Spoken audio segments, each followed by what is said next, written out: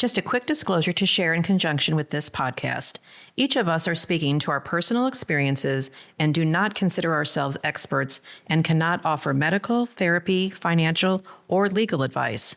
We represent a wide range of experience on the autism spectrum and will always honor each perspective that is brought to our discussions. Our experiences, opinions, and perspectives are all unique and different and will be celebrated. Thank you so much for listening and connecting with us. Thank you.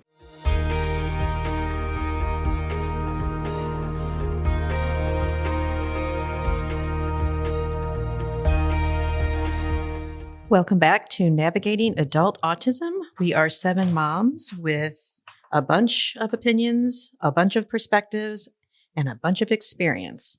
And some days are better than others. And today we are talking about our voice and as mothers and as advocates, where we found it, where it clicked in, where it started. So Elizabeth, I'm going to start with you since you are a family advocate anyway and a great mother. So go ahead. Well, thank you, Mary. You're welcome.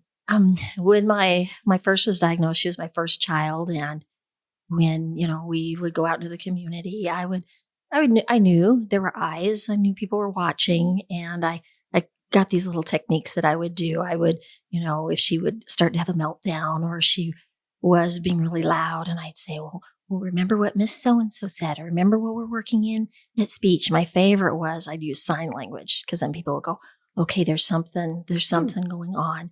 And then I wouldn't make eye contact, not as in I was avoiding people, but I wasn't looking right at them when I knew they were judging, because looking at them, I felt gave them permission to speak and maybe to say something. One day in the grocery store, I was with my daughter. She was getting close to 4 at this point, and we were, doing grocery shopping in our local store, and we went down the aisle, and she pointed and she said, "I want beans." I said, "You do? Okay." And so I got her beans, and she said it again, and I got her more beans, and it was louder and louder. And I want beans, and cans are flying, and we're all excited. And this woman walks behind me, and she goes, "So much for manners in this generation." Oh boy. Yeah. So I turned on my heel and I said, "Ma'am, this is the first day my child has put 3 words together." I said, "We have worked very hard to get here." And that was the day I found my voice. I was no longer avoiding eye contact. I was no longer trying to make excuses. I turned to her and I said, "This is a day to celebrate." And to her credit, she stood by me and my daughter for 15 minutes, learning sign language, talking about beans, telling my child what a beautiful and amazing young woman she was. And so I really learned hiding and excusing, I was protecting myself. I was protecting her.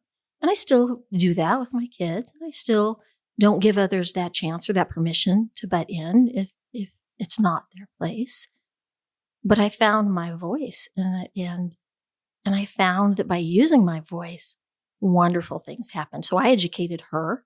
She enriched my life, and we had a wonderful time. And she saw my daughter because I spoke up in that moment, and it made a difference. And I hope that it made a difference in her life, like it did in ours, because I will never forget that and forget her quick transition once she got it. And just joined instead of feeling sad or humiliated. She just joined right in, and we had a beautiful 15 minutes together. Oh, good. I love that. That's nice. I love that. That's a good story. Wow. Who wants to go next? Dawn? Yeah, I have a story in public that I like to tell. So my son's 11, and Toys R Us is no longer with us, but we're at Toys R Us. He's buying a Lego set with his own money. And so we're in line, and I anticipated what was happening because the lady in front of us was asking 101 questions because she's buying off of a gift registry. And so I bent down and I whispered to him, "It's okay, JR. We're going to get there. We need to have some patience." And blah, blah, blah, the mom stuff. So we wait for another, I don't know, maybe 5 minutes, and she's still at it. And finally, my son goes, "Lady, you're holding up the line." So if my response wasn't perfect, if I could do it again, I would do it differently. But again, it was like, well, this is the A word. And I should have said autism. I said the A word. Well, it was April, and Autism Speaks was advertised throughout Toys R Us because Toys R Us was a sponsor. So she didn't know what the A word was. She's probably going in a different direction on what the A word means. And it's like, so then I said, this is autism. And so she continues with her purchase. And as she's getting checked out, then she turns to JR and she goes, "And how old are you?" And he said, "I'm 11. And she said, "Well, I have an 8-year-old grandson who has more patience than that." And, I didn't respond. I don't think she would have said what she said if she had realized that I did see the situation. I had parented him to have some patience, but she didn't see that. And it's like, I'm not going to, why do I say anything more to her? It really doesn't matter. So she walks out the door, and the 2 clerks who witnessed that, they're falling all over themselves, apologizing. And it's like, no, there's no need to apologize. Mm-hmm. Right. It's the autism word. And sometimes those things happen. And of course, my son said what everybody was thinking.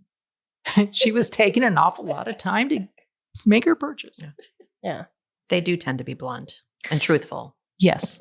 And they don't lie. And so that's why when you ask him to read 2 hours or whatever, he's going to tell you the truth on whether or not he did it. So. Right. My husband often says that our son reminds him of Kramer on Seinfeld because, Kramer, I don't know if you've ever watched Seinfeld, but he told the one lady, "Well, you need a nose job. That will fix everything." And my husband will go, that's our son. So yeah, and kind of bumping into things, kind of awkward walking in. But yeah, but there's kind of a blessing in that too. In one respect. Yeah. So. I think finding your voice maybe starts with grandparents first. True. I'm just saying that's true. Probably, as we discuss this, that's sort of where I'm seeing where my voice started because none of us knew what was going on at first. And my parents were just like, well, he should be doing this or you need to discipline him or he needs a spanking. Right. Or something like that. Right. And that was once Zion was diagnosed, this is Tara, by the way.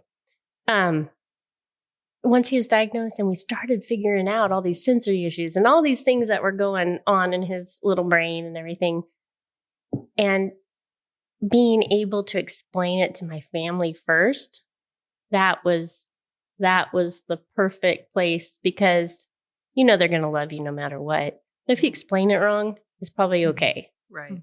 So you start with that and then you expand out to the rest of the world because then you have to really be the advocate in a school district that doesn't want to give you money or in the world in general or a person in Toys R Us or anything like that. So yeah, I think that family is the way that we probably most of us have started. And being a person who loves older adults and is a gerontologist, that I really think that the older generation, the way that we raise kids is totally different. Right. And kids didn't speak up as much.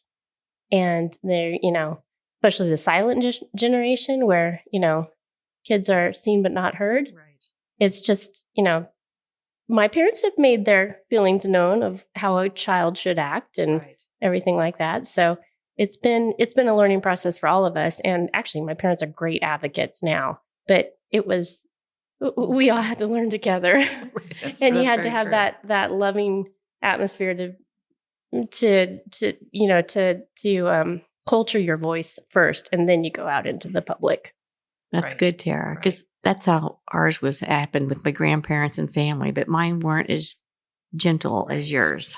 Well, I don't know if they were gentle. There was, and there was many times where I needed my dad to be a little bit stronger because we were living with them. When we were having some problems, or when we first knew that things were going, something was different, because Hannah and Zion are only 15 months apart. It's very easy to see a neurotypical kid and then someone who has, a lot of delays if they're only 15 months apart. You have someone right there to compare them to. That's a good point. So, so we saw the delays right away. Wow. We were living with my parents during that time when Parents as Teachers was visiting us, and the delays were notated. So there was many times where Jason was in Springfield, working in town, and we were in Mansfield, and I needed my dad and mom to be that strong voice, but they also were willing to learn. And sometimes I had to tell my dad, you can't be that strict with him. Mm-hmm. And he was trying to protect me, because sometimes it turned a little violent. He was protecting his baby, me. Right. And his grandson was the one who was having some issues. So, but yeah, it was, but they're so kind. And my parents were very understanding, and they are now the greatest advocates, but they still have their generational stuff that goes on. So I think that we all have our learning curve. So. Mm-hmm. Right. And then that kind of led me to another sport that we were trying to do with Eric, and it was Taekwondo. And we were there, and there was a grandmother there that was raising her grandson. And her and I started talking, and Eric was probably acting out or something, I don't know. But then she just took my hand and she goes, honey, you guys need help. That's the first person that ever said that to me. Oh, gosh. Yeah. So, yes. Yeah, you needed that. That was. And then we went he started play therapy at that point. Right. Yeah. It probably was like a relief to you. Mm-hmm. Right. You needed to hear that. Yes. You needed from that. someone that cared to say, right. Yeah, I did. Right. Oh, gosh. So did you think you found your voice after that? Yes, I did. Kind of just. Yes, it just evolved. And that's one thing the neuropsych said when he got his evaluation. She said that he would probably need lifelong counseling. My husband and I are going, lifelong counseling. And he has used it. I mean, he's used it his whole life. And we've had a wonderful counselor with Judy Doran. I'll mention her name. That's good. Yeah. That's good to know. Yeah. Because it started out as play therapy, and then it turned to talk therapy as he got older. So. And Eric enjoyed going to her. Yeah, he did. She's still in practice then? No, she's not. She's Okay. retired. Okay. Mm-hmm. Okay. And she was with the school district, and then she did this on the side as well. Oh, I didn't know that. She was with ZC Counseling with Dr. Grant. Mm-hmm. Oh, okay. I didn't know that. Anybody else? Finding your voice. Kelsey, she was diagnosed with her cerebral palsy at 2 years old, and immediately you're like, okay, what do I need to do to fix her? What therapies? And so we were already in therapies from 2. And then when she was diagnosed in her early teens, 10, 11 with PDD-NOS, I kind of went right into the same thing, researching, going to the different conferences, trying to figure out what I needed to do. Now, when I say, what can we do to fix her? What do I need to do? That has come back and bit me in the butt. And I never really said it out loud to her. And I don't think she ever even really heard me say that. But she did at one point in teenagerhood, talked about me trying to fix her. And so we had to sit down and visit with her. And it's not that I'm fixing you. It's just that, we need to work on these things because I know you can get better. So finding your voice, right when she was diagnosed at 2, we just went right in and started. So you always had it. Yeah. Well, I had to. Yeah. Right. Yeah. I think we all have to, but sometimes just Yeah. I don't know. There's two things that come to my mind when I had one and didn't remind me till someone else spoke about it. But I first thought I'd found my voice when I was a para in Catholic schools, and we had a new student coming in, and I had to read his file because he had a diagnosis. And, in the Catholic schools, there's not a lot of special ed children in there. So, and it was Montessori preschool. So I read his diagnosis, and it was nap time.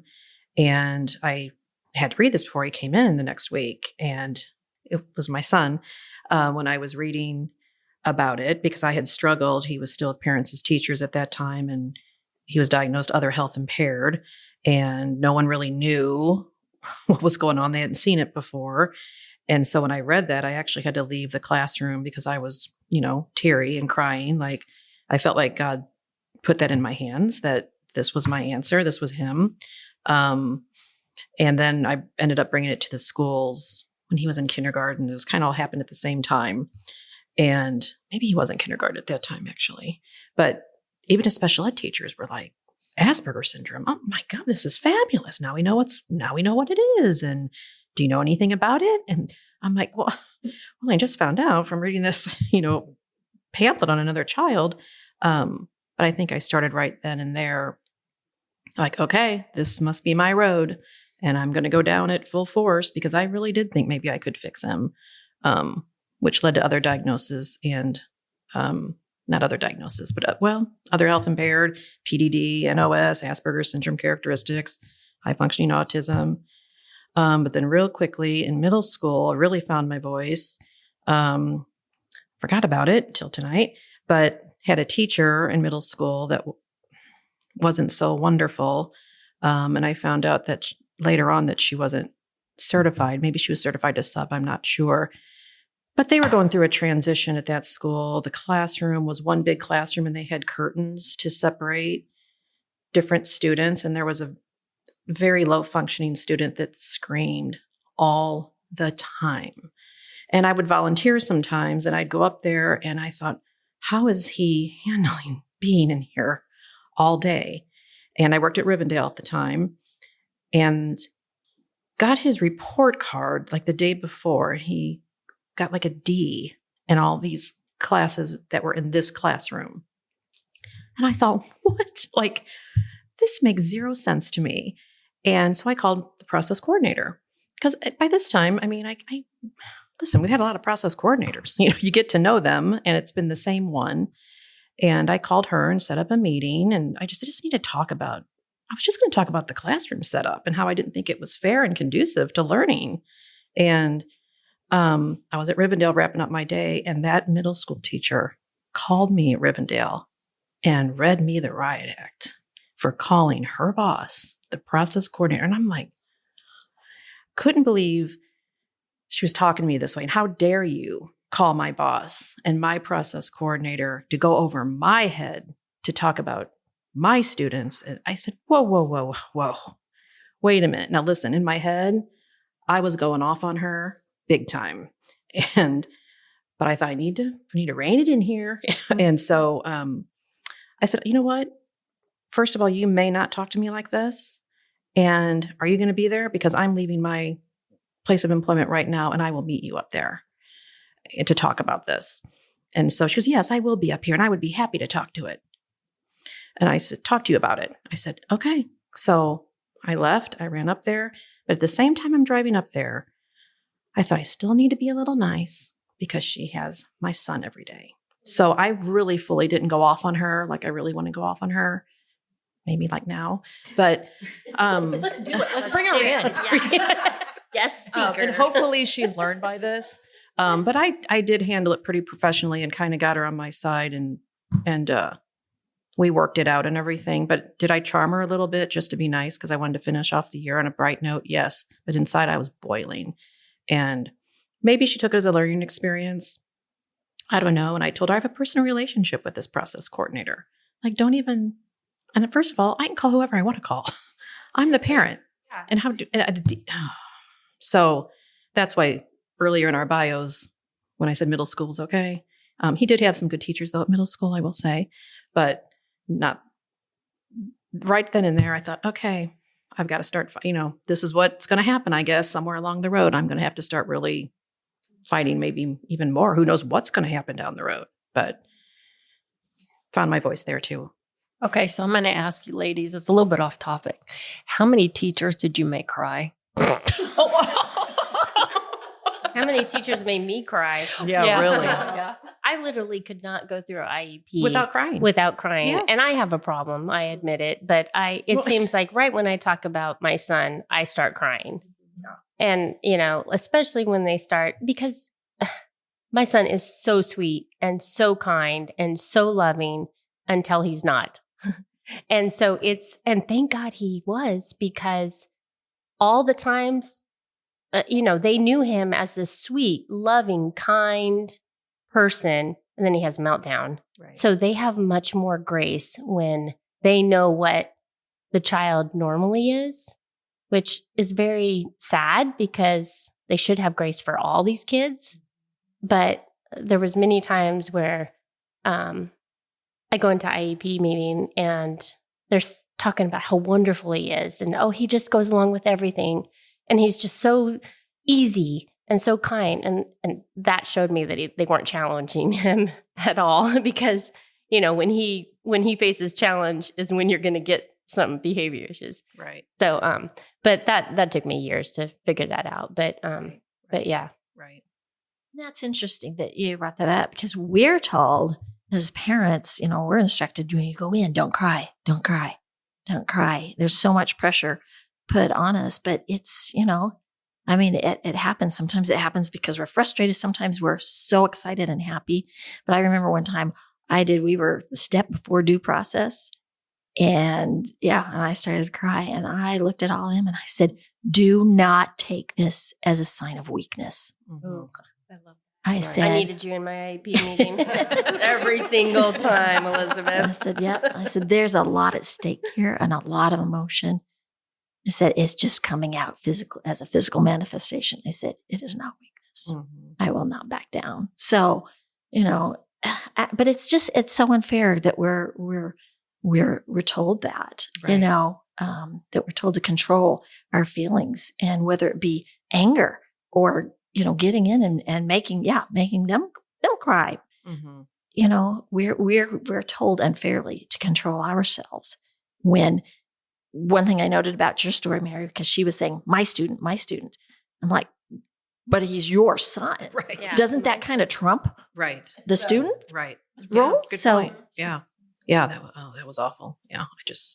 Anyway. Heather? So I think this is Heather. I think for, I don't know. It's a great question. Yeah. It's just a hard one to answer. I think it was in layers, probably. I remember Zachary was our first and only child.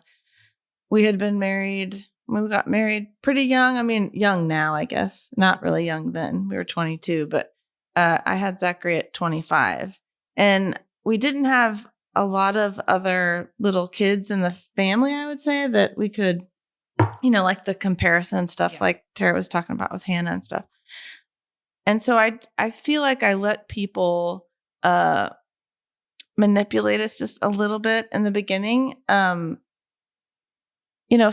even, I think the intentions were probably good, but everyone kept telling you, that it's this and this and this, or Zachary's deaf, or he's whatever. And it's like, guys, please let us have the time to figure it out. Because it took, as we talked about in our diagnosis, stories, you didn't just walk in one time and say, hello, Mrs. Pediatrician. This is what I think is wrong with my kid. And they don't tell you that day. It's waiting. And still to this day, families are waiting for a really long time to get a diagnosis. So, it's hard to know what your voice is supposed to be when you're not quite sure. No one has told you for sure exactly what it is. I remember thinking, because people would say that people with autism were affectionate children.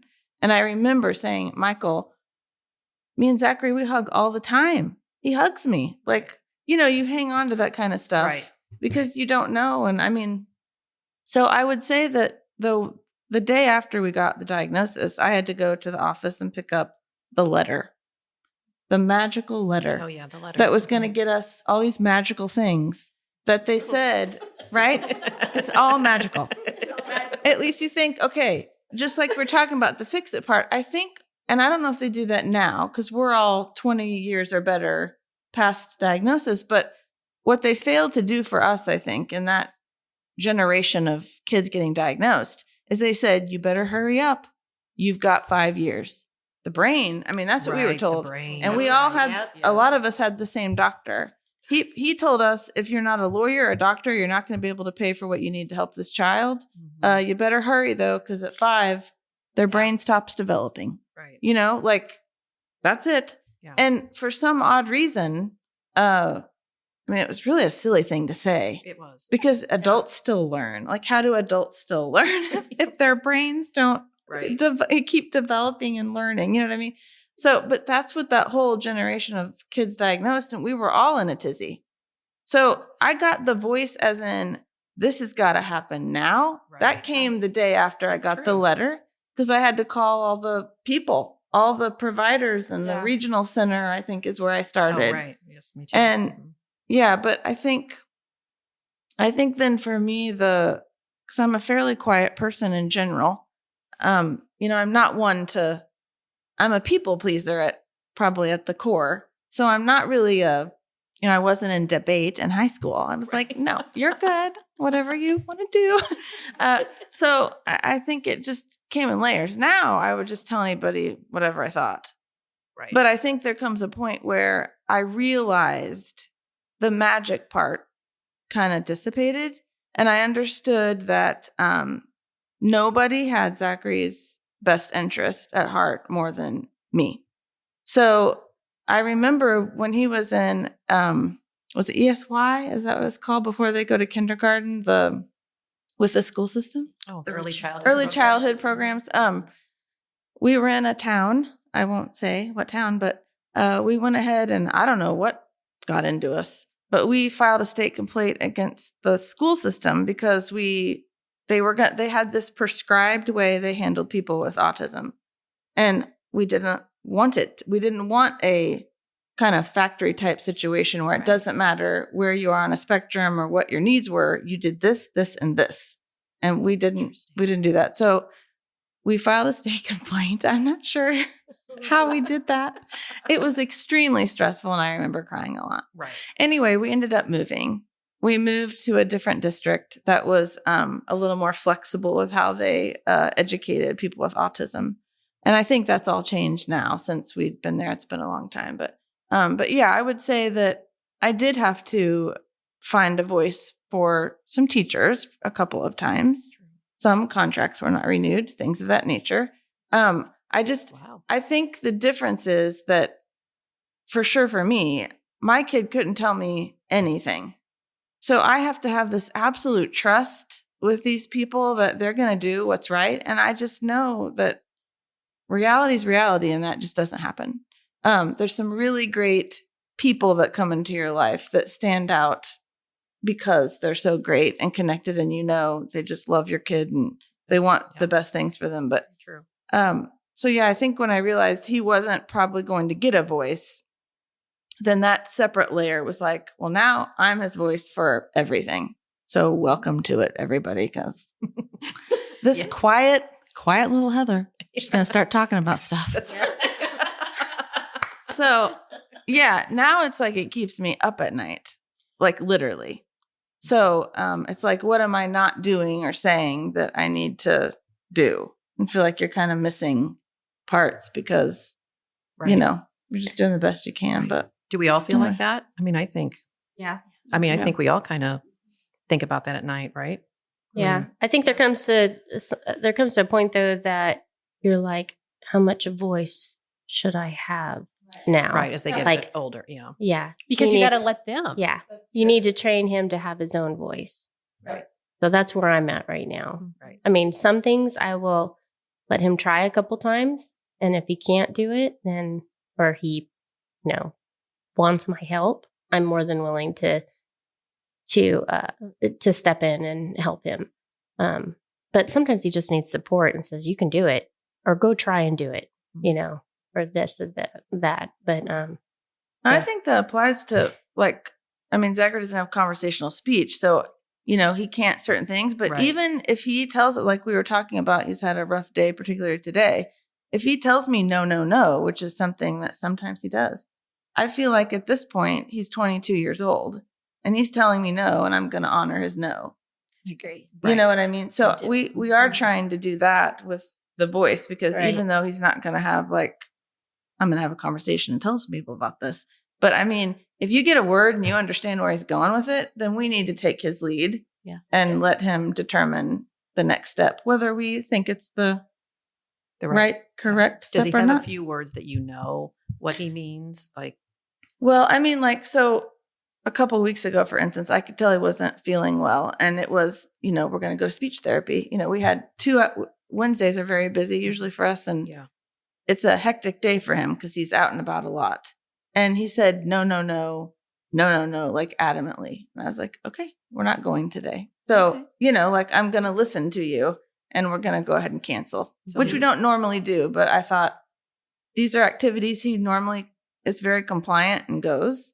And so, if he's developing a voice in that way, then I need to listen. There's some reason he doesn't feel comfortable going. Right. So, that's just an example recently that happened. Oh, that's good.